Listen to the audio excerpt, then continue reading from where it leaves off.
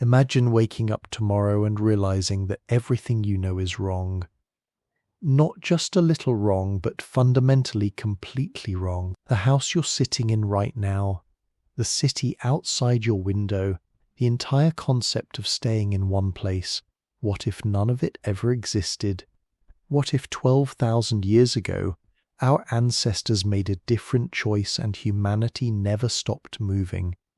Right now, you probably think of nomads as something from the distant past, or maybe a few isolated tribes scattered across remote corners of the world. But here's the thing that should blow your mind. For 95% of human history, we were all nomads. Every single one of us. Our ancestors spent hundreds of thousands of years perfecting the art of moving with the seasons, following herds, reading the landscape like a book written in grass and stone, and then in what amounts to a cosmic blink of an eye, we stopped. We planted seeds in the ground and decided to stay put. That decision, that single moment when someone said, "Let's stay here," changed everything. It gave us cities and civilization, yes, but it also gave us wars, inequality, pollution, and a disconnection from nature so profound that most people couldn't survive a week in the wilderness their ancestors called home. So what if we never made that choice? What if we kept moving, kept following the ancient rhythms that guided us for so long? Would we be better off? Worse, or just unimaginably different? For the next 30 minutes, we're going to explore that question together. We're going to step into an alternate timeline where human beings never invented agriculture, never built permanent settlements, and never stopped being nomads. And I promise you, by the end of this journey, you'll never look at your hometown the same way again. Let's start by understanding what we're actually talking about when we say nomadic life. Because if you're picturing people just wandering randomly across the landscape with no plan or purpose, you've got it all wrong. Our nomadic ancestors were some of the most knowledgeable, skilled, and strategic people who ever lived. Think about it. A nomadic hunter-gatherer needed to know thousands of pieces of information just to survive. They needed to identify hundreds of edible plants and know exactly when and where each one would be ripe. They needed to track dozens of animal species, understanding their migration patterns, behaviors, and vulnerabilities. They needed to read weather patterns, find water sources, navigate by stars, and remember the locations of resources across territories spanning hundreds of miles. The average nomad possessed more practical knowledge about their environment than most modern people know about anything. And here's what's really fascinating. They weren't constantly on the move like some kind of desperate refugees fleeing danger. Most hunter-gatherer groups followed sophisticated seasonal circuits, returning to the same locations year after year when specific resources became available. They had favorite camping spots, known hunting grounds, and established routes. It was more like a carefully choreographed dance with nature than a frantic scramble for survival. Their social groups were small, typically 20 to 50 people, organized around extended family units. Everyone knew everyone. There were no strangers in your world, no anonymous crowds, no need to introduce yourself at parties, because you'd literally known every person in your tribe since birth. Leadership was fluid and based on expertise. When hunting, you followed the best hunter. When dealing with illness, you consulted the person who knew the most about healing plants. Life was hard, absolutely. Infant mortality was high. Injuries that we'd consider minor today could be fatal. Weather, predators, and simple bad luck could wipe out an entire group. But here's the surprising part.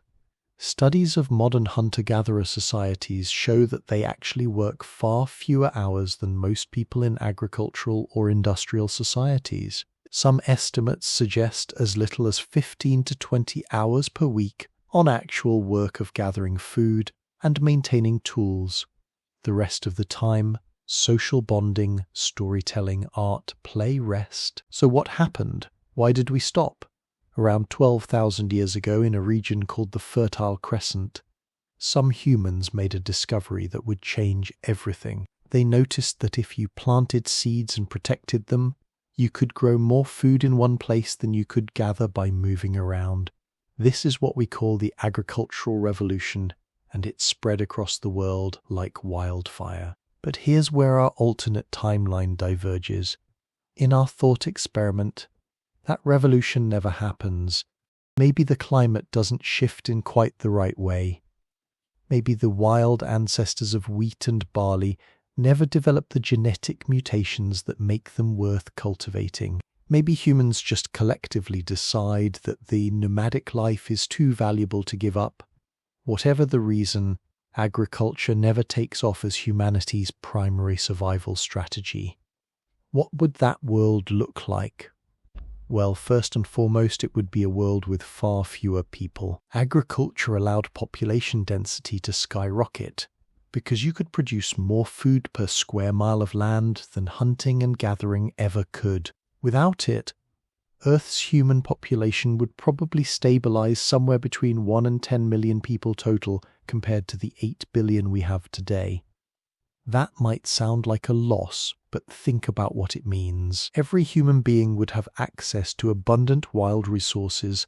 There'd be no overcrowding, no resource scarcity in the way we understand it today. The entire planet would be your backyard, filled with game animals that had never learned to fear humans too much. Forests thick with edible plants, rivers teeming with fish. It would be like living in a world that's permanently set to nature documentary mode. Now, this is where people usually assume that a nomadic humanity would be technologically primitive, stuck in some kind of stone age forever. But that's not necessarily true.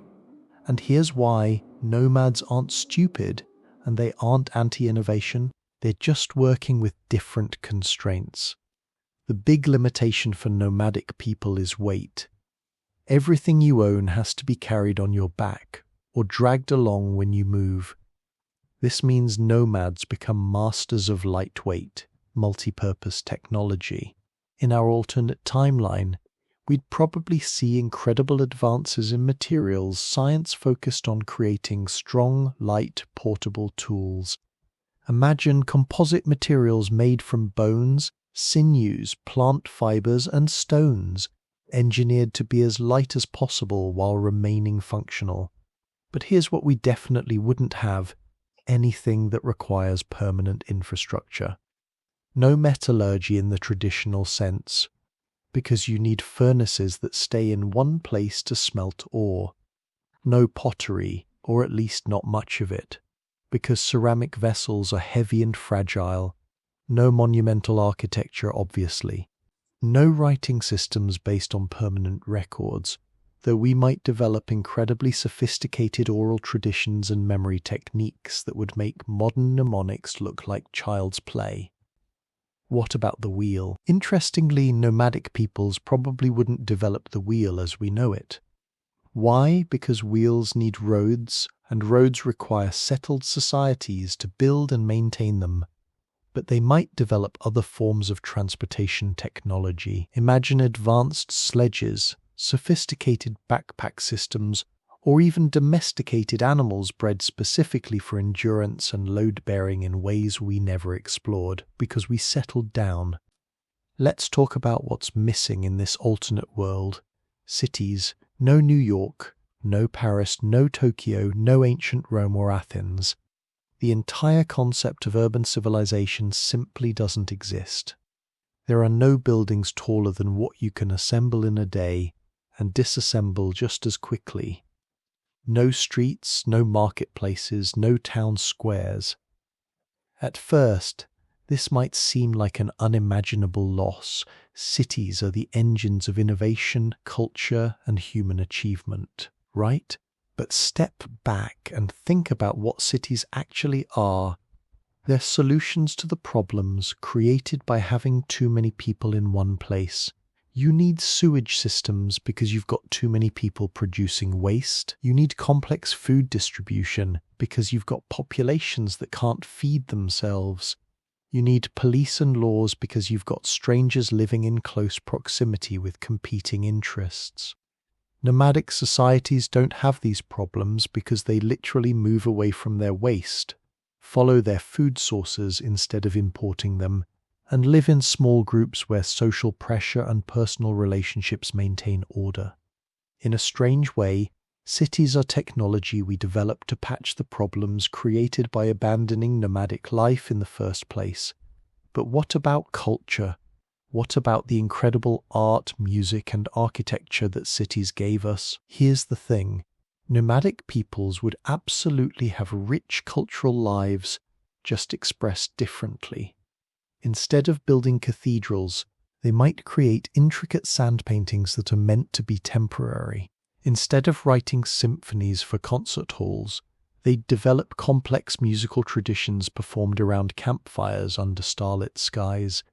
Art would be about the experience and the moment, not about creating permanent monuments. In a world where everyone lives in small mobile bands, society would look radically different. First, there'd be no such thing as a stranger in the way we understand it. Every person you encounter would either be a member of your band, someone from a neighboring band you've met before, or a potential threat to be cautious about. The anonymity of modern life walking past hundreds of people you'll never see again simply wouldn't exist. This would create incredibly strong social bonds within groups. You'd know everyone's quirks, strengths, weaknesses, and histories. You'd be deeply embedded in a web of relationships where everyone depends on everyone else. Conflicts couldn't be avoided by just moving to another neighborhood. They'd have to be resolved because you're stuck with these people. This would likely make nomadic societies highly sophisticated in conflict resolution and social negotiation. But here's where it gets really interesting. How do you find a mate when there are only 30 people in your group? Many of them related to you. Nomadic societies would need sophisticated systems for interband contact. We'd probably see regular gatherings, seasonal meetings where multiple bands come together to trade, share information, and yes, find partners. These gatherings would be huge events, maybe the most important social occasions in a person's life. Leadership would be fundamentally different too. Without the ability to accumulate wealth or control resources through land ownership, there'd be no hereditary aristocracy, no kings or emperors. Leaders would emerge based on demonstrated skill and the consent of the group. Don't like your leader, you could literally walk away and join another band or start your own. This would create a kind of fluid, merit-based system that's hard to even imagine from our modern perspective. One of the biggest challenges in a nomadic world would be preserving and transmitting knowledge. Without writing, how do you build up complex bodies of information across generations? The answer is through oral traditions that are far more sophisticated than anything most modern people can imagine. Human memory, when properly trained, is absolutely incredible. Australian Aboriginal peoples maintained oral traditions with precise geographic and astronomical information for over 40,000 years. Nomadic societies in our alternate timeline would develop similar systems using stories, songs, and rituals to encode essential knowledge. The night sky would become a library, with constellations serving as filing systems for storing information about seasonal changes, navigation, and cultural history. But there's a limit to how complex knowledge can become without external storage systems. You probably wouldn't have advanced mathematics or theoretical physics in a purely oral culture. Scientific knowledge would be empirical and practical rather than theoretical. Medicine would be based on accumulated observations about what plants and treatments work, passed down through generations, but without the framework of understanding why they work that we get from written scientific traditions. Here's where I need to pause and ask you something. If you're enjoying this journey through an alternate timeline, and you want to see more thought experiments like this one, do me a favor and hit that like button. And if you haven't subscribed yet, consider subscribing. We put out a new video every weekend exploring fascinating questions about history, science, and the human experience. Okay, back to our nomadic world. Would nomadic humans be more peaceful than settled societies? There's a common romantic notion that hunter-gatherers lived in harmony with nature and each other, but the archaeological evidence is more complicated than that. Skeletal remains from pre-agricultural societies show evidence of violence, sometimes at rates comparable to or even higher than some agricultural societies. But warfare in a nomadic world would be fundamentally different. You can't conquer territory that nobody owns. You can't build empires when there's nothing permanent to rule over. Conflicts would be smaller in scale, usually between bands over hunting rights or personal grievances rather than organized campaigns of conquest. There'd be no Napoleonic wars, no world wars, no need for standing armies or military-industrial complexes. The kind of organized large-scale warfare that has defined much of human history requires agricultural surplus to feed soldiers who aren't producing food themselves. It requires settled populations to tax and conscript. It requires territory worth fighting over. In a nomadic world, none of these conditions exist. Violence would still happen. Absolutely, but it would be personal and small scale rather than the industrial slaughter that settled societies perfected. This doesn't mean nomadic societies would be peaceful utopias, raiding between groups. Retaliatory violence and territorial disputes would still occur, but without the ability to project power across large distances or maintain permanent military forces, the scope of violence would be inherently limited. You might have blood feuds between families or bands, but you wouldn't have genocides or wars of annihilation. Let's talk about culture and creativity in a world that never stops moving. Art in a nomadic society wouldn't focus on permanence.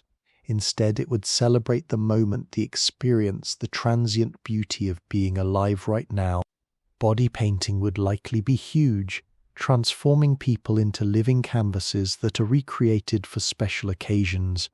Music and dance would be central to cultural life, requiring no tools too heavy to carry and creating experiences that live in memory rather than in museums. Storytelling would be elevated to an art form beyond anything we can easily imagine today. Without books or movies, the tribal storyteller would be like a one-person entertainment industry, history archive and educational system all rolled into one. These individuals would train for years to master the repertoire of stories that contain everything from practical survival information to moral lessons to the history of the tribe going back generations. But here's something beautiful. Art in a nomadic society would be democratized in ways that settled societies never quite managed. Everyone would participate in creating music around the campfire. Everyone would contribute to oral traditions. Everyone would be involved in the artistic life of the community. There'd be no distinction between artists and audience, no gatekeepers deciding whose work is worthy of preservation. Art would be lived, not consumed. The closest modern equivalent might be how children play, creating elaborate imaginary worlds that exist only in the moment and in shared memory, then moving on to the next game without any need to preserve or monetize the experience. A nomadic culture would carry that creative freedom into adulthood. Here's a surprising twist. In many ways, nomadic humans might actually be healthier than their settled descendants. Studies of modern hunter-gatherer societies show that they have incredibly diverse diets, eating dozens of different plant species and various game animals throughout the year. This dietary diversity provides a broad spectrum of nutrients that agriculturalists, who rely heavily on a few staple crops, often lack. Archaeologists have found that when societies transitioned to agriculture, average human height decreased, dental health worsened, and signs of nutritional deficiency increased. Why? Because agricultural diets are less diverse and often rely heavily on carbohydrate-rich grains that, while calorie-dense, don't provide the full range of nutrients humans need. Nomads in our alternate timeline would avoid this nutritional bottleneck entirely. They'd also avoid many of the infectious diseases that plagued agricultural societies. Most of the devastating epidemics in human history, plague, smallpox, cholera, emerged from the crowded, unsanitary conditions of settled communities and were often transmitted by domesticated animals or contaminated water supplies. Nomadic groups living in small bands and constantly moving to fresh campsites would have much lower disease transmission rates. But, and this is a big but, they'd also lack modern medicine entirely. No antibiotics, no surgery beyond basic wound treatment, no vaccines. Childbirth would remain extremely dangerous. Any serious injury or illness that we routinely treat today could be a death sentence. Life expectancy would probably hover somewhere around 30 to 40 years, though those who survive childhood might live quite a bit longer. Let's zoom out and think about what this means for Earth as a whole. With maybe 10 million humans scattered across the entire planet, the environmental impact of our species would be minimal. The megafauna extinctions that occurred after humans spread across the globe might still happen.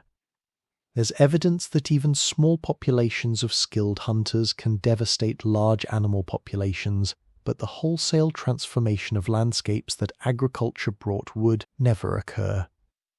There'd be no deforestation on a massive scale, no cities replacing wetlands, no dams diverting rivers. The Amazon rainforest would never be slashed and burned for cattle ranching. The Great Plains would still host enormous herds of bison. Wolves, bears, and big cats would roam freely across continents without fear of extermination. In a very real sense, the planet would still belong to the wild. But here's a philosophical question that should make you uncomfortable. Is this actually better? Sure, the environment would be pristine, but at the cost of billions of human lives never being lived. Every person you know, including yourself, probably wouldn't exist in a world limited to 10 million total humans. Is a pristine planet with fewer people better than a damaged planet with billions of people experiencing life? There's no easy answer to that question. Resource management would work completely differently. Nomadic societies practice what we might call passive conservation. They move on before depleting resources, allowing populations of plants and animals to recover. Some anthropologists argue that this isn't conscious conservation, but simply a practical strategy for ensuring future food supplies. Either way, the result is sustainable use of resources without the boom and bust cycles of agricultural exploitation. So what would daily life actually look like in this alternate modern world? Let's imagine you're born into a nomadic band in what we call North America in our timeline. You grow up learning to track animals from your parents and aunts and uncles. By the time you're 10, you can identify 100 different edible plants and know which ones are ready in each season. You can start a fire in the rain, read animal signs like a book, and navigate by the stars. Your day begins when the sun rises. Maybe you help break down your family's shelter, packing everything into bundles that can be carried. Or maybe today your band is staying put because there's a good fishing spot here, and the salmon are running. Either way, a few people head out to gather plant foods while others set up hunting ambushes or check fish traps. By midday, there's usually enough food for everyone, and the afternoon is spent on social activities, making and repairing tools, or simply resting. Evenings are when the magic happens. As the sun sets, fires are lit and people gather to share food, tell stories, sing songs, and dance. The elders tell stories about the band's history, about the time 3 generations ago when a massive storm almost wiped everyone out, or about the legendary hunter who killed a giant bear single-handedly. Young people flirt and joke, children play games that teach them skills they'll need as adults, and everyone participates in the life of the community. There's no TV, no internet, no books, but there's also no isolation, no loneliness. no feeling of being disconnected from the people around you. Your entertainment is each other, and your social world is rich and immediate in ways that our mediated, digital existence can never quite replicate. Let's be honest about the advantages of this alternate timeline. First, there's the deep connection to nature that most modern humans have completely lost. Nomads don't see nature as something separate from themselves, something to visit on weekends or watch on documentaries. They're embedded in it, reading its signs, responding to its rhythms, understanding their place in the web of life in a visceral, immediate way. Second, there's the quality of human relationships. In a world of small, interdependent bands, every person matters. There's no being lost in the crowd, no feeling like a cog in a machine. You know your role, you know your value, and you're deeply connected to everyone around you. Mental health issues like depression and anxiety might still exist, but the social isolation that exacerbates them in modern societies wouldn't. Third, there's freedom, true freedom, not the abstract political kind, but the lived reality of being able to move wherever you want, whenever you want. Don't like the situation here? Walk away? Literally, want to see what's over the next mountain range? Go find out. The entire world is open to you in a way that's impossible in a world divided into property and nations and borders.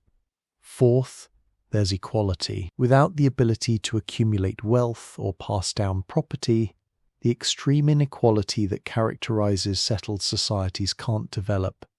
Sure, some people might have more prestige or influence, but everyone shares the same basic standard of living. The person who's the best hunter today might be injured tomorrow and dependent on everyone else's generosity. This creates a social safety net based on reciprocity rather than institutions. But now the hard part. What do we lose in this alternate timeline? The list is staggering. No written literature, no great works of philosophy, no accumulated scientific knowledge built up over centuries, no medical advances that have saved hundreds of millions of lives, no technology beyond what you can carry on your back, no art that lasts beyond a single generation, no buildings that inspire awe, no music complex enough to require orchestras, no ability to preserve the thoughts and discoveries of brilliant individuals for future generations to build upon. Every genius who figures out something new has to hope that it can be encoded in oral tradition well enough to survive, and even then it might be lost within a few generations. The cumulative nature of human progress depends on being able to record ideas and build on them over time. Without that, every generation starts almost from scratch. You might have incredibly deep knowledge about your local environment, but you'd never develop the theoretical frameworks that let us understand why things work the way they do. No one would ever figure out relativity or quantum mechanics or the structure of DNA. And here's the big one. You personally almost certainly wouldn't exist. The vast majority of human beings alive today owe their existence to agricultural surplus, allowing larger populations to medical advances that saved ancestors who would have died in childbirth or from disease to the entire complex system of settled civilization. In a nomadic timeline, your particular combination of genes would likely never have come together. So here we are at the end of our journey through this alternate timeline.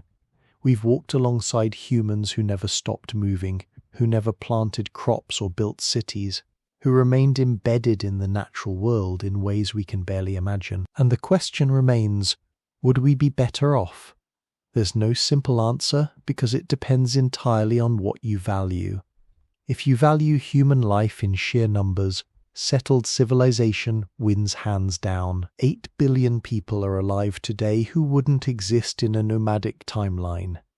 If you value technological progress and the accumulated knowledge of our species, settlement wins again. If you value human health, equality, environmental sustainability, and deep social connections, the nomadic path starts to look pretty good.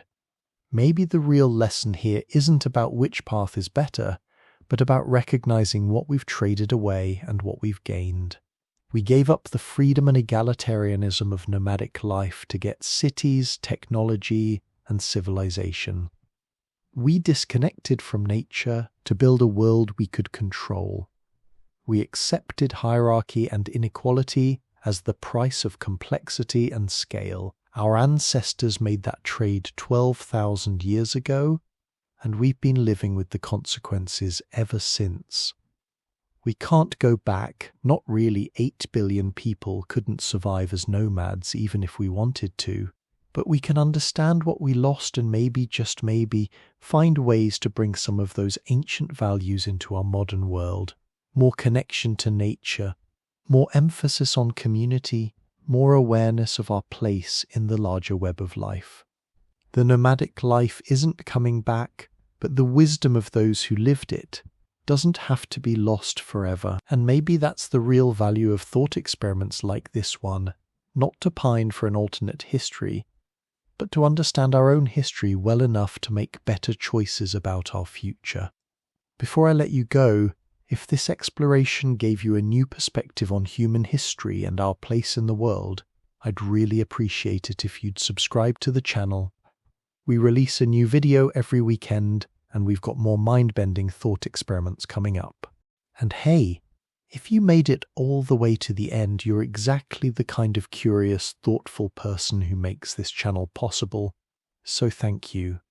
Keep questioning, keep wondering, and I'll see you in the next one.